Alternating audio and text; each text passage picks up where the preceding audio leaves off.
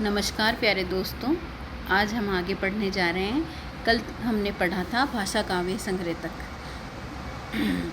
शिव सिंह सैगर, इन्होंने ग्रंथ लिखा था शिव सिंह सरोज। प्रकाशन हुआ था 1883 ईस्वी में।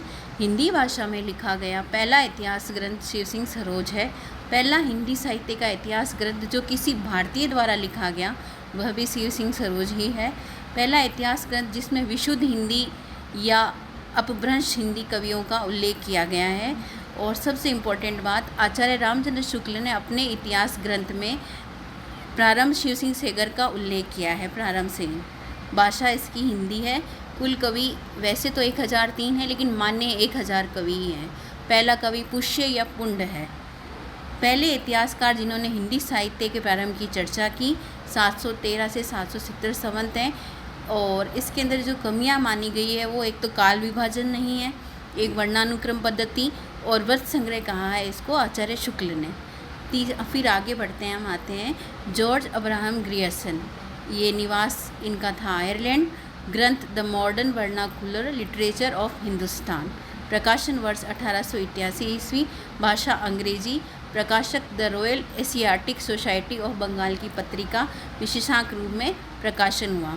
1784 ईस्वी में इसकी स्थापना हुई थी। अनुवादक डॉक्टर किशोरी लाल गुप्त हैं। हिंदी साहित्य का प्रथम इतिहास 1957 ईस्वी में किया था इन्होंने। डॉक्टर किशोरी लाल गुप्त ने ग्रियर्सन के इतिहास ग्रंथ को सच्चे अर्थों में हिंदी साहित्य का प्रथम इतिहास माना है। कालानुक्रम पद्धति, कवियों और लेखकों का उल्लेख कालक्रम से किया जाता है। कुल कवि 952।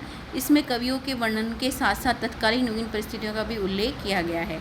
खड़ी बोली हिंदी भाषा को देशी भाषा कहा था इन्होंने, और उर्दू भाषा को ठेठ हिंदी कहा है।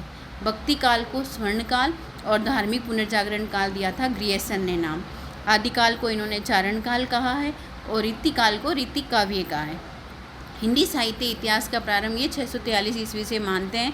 वैसे तो रीतिकाल का नामकरण सर्वप्रथम जॉर्ज ग्रियर्सन ने ही दिया है, लेकिन रीतिकाल का नाम रीतिकाल कहने वाले विद्वान रामचंद्र शुक्ल थे।